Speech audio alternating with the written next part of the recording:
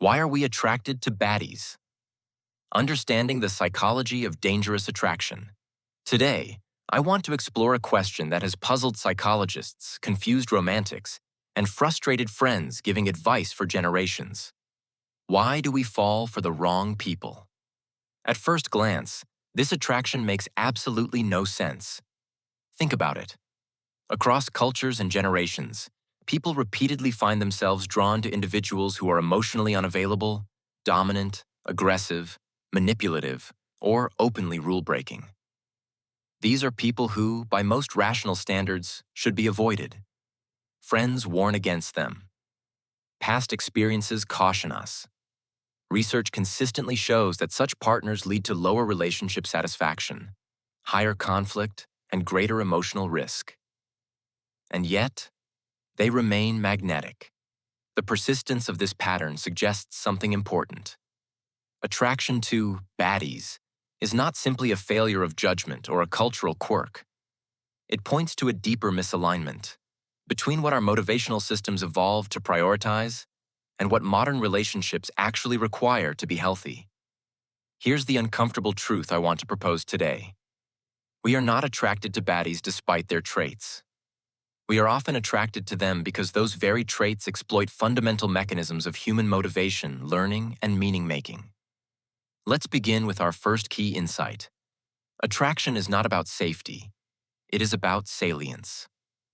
There's a common assumption in romantic psychology that people are naturally drawn to safety, kindness, and emotional stability.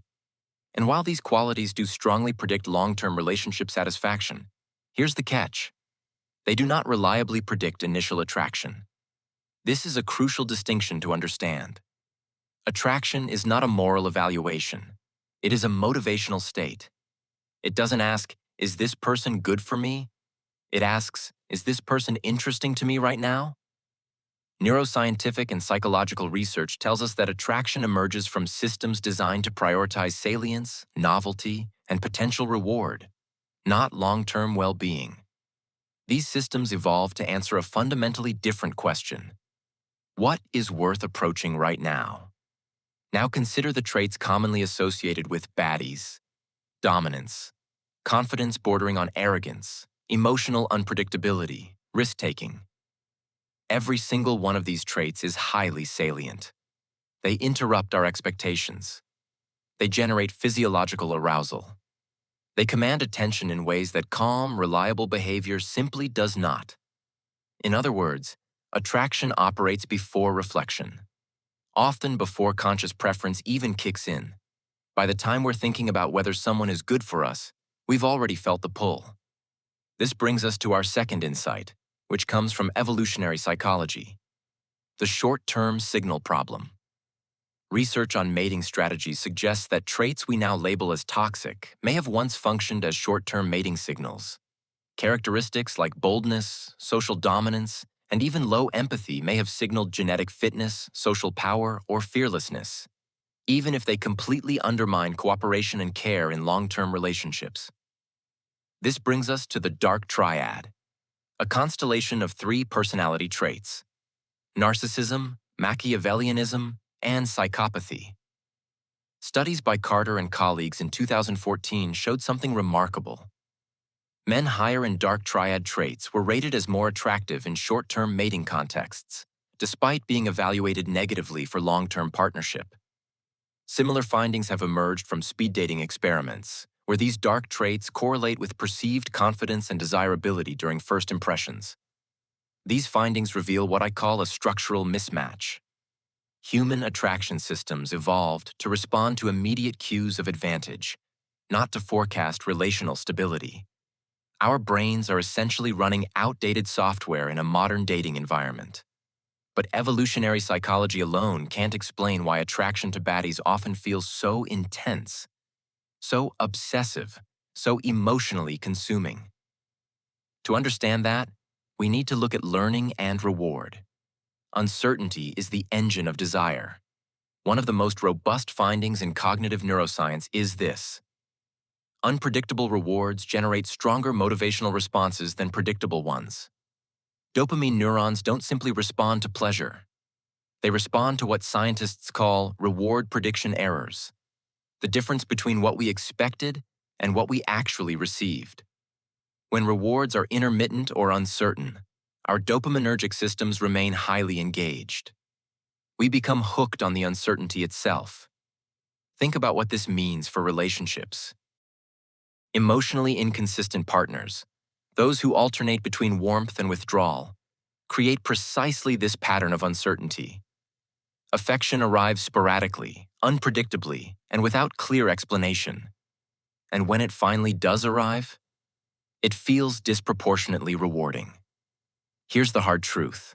From a learning perspective, this is not love. This is reinforcement.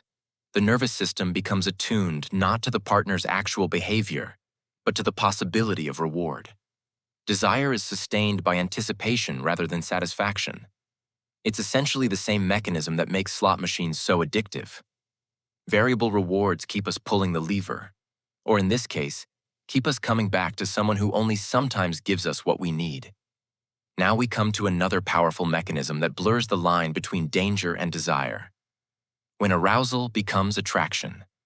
Classic social psychology research on misattribution of arousal demonstrates something fascinating. Physiological arousal, whether it's fear, anxiety, or excitement, can be mistakenly interpreted as romantic attraction when its true source is ambiguous. The most famous demonstration comes from Dutton and Aaron's 1974 suspension bridge study. Participants who were experiencing fear while crossing a shaky bridge were significantly more likely to report attraction toward a stranger they met on that bridge. Their bodies were aroused by fear, but their minds interpreted it as attraction. Now think about baddies. They reliably generate emotional volatility. Their unpredictability, their boundary violations, their intensity. All of this keeps others in heightened states of arousal. And in such conditions, the nervous system struggles to distinguish anxiety from desire. This explains something many people have experienced but feel guilty admitting. Calm, emotionally available partners can feel underwhelming. Not because they lack value, but because they don't activate the same physiological systems. The spark we're looking for might actually just be our nervous system in a state of alert. In this sense, attraction becomes less a signal of compatibility and more a byproduct of nervous system activation. We're not detecting a good match. We're detecting intensity. For some individuals, this attraction doesn't remain a fleeting state. It deepens into something more persistent and more troubling. This brings us to trauma bonding. When intermittent reward combines with emotional dependency, insecurity, or past relational trauma, attraction can evolve into what researchers call trauma bonding. Research on intimate partner violence has documented this process extensively. Cycles of harm followed by reconciliation don't weaken attachment, they intensify it. The mechanism is tragically consistent. First, harm increases emotional distress. Then, relief temporarily follows. That relief is experienced as reward, and reward strengthens attachment. Over time, the bond intensifies not despite the harm, but because of it. Importantly, trauma bonding doesn't require physical abuse. Even subtle emotional inconsistency can produce similar dynamics, particularly among individuals with anxious or avoidant attachment styles. What appears externally as irrational loyalty is internally coherent. The nervous system has learned that validation, safety, or self-worth depends on an unpredictable other. If attraction to baddies is so costly, why does our culture continue to celebrate them? This brings us to our final piece of the puzzle. Why culture keeps romanticizing the baddie? From the Byronic hero of romantic literature to modern anti-heroes, narratives repeatedly frame dangerous individuals as profound, misunderstood, and transformative. Love becomes the force that redeems them. Suffering becomes proof of depth. Emotional intensity becomes authenticity. These narratives resonate because they mirror our internal psychological processes. They validate the confusion between arousal and intimacy, between struggle and meaning. They offer scripts that transform instability into romance and danger into destiny.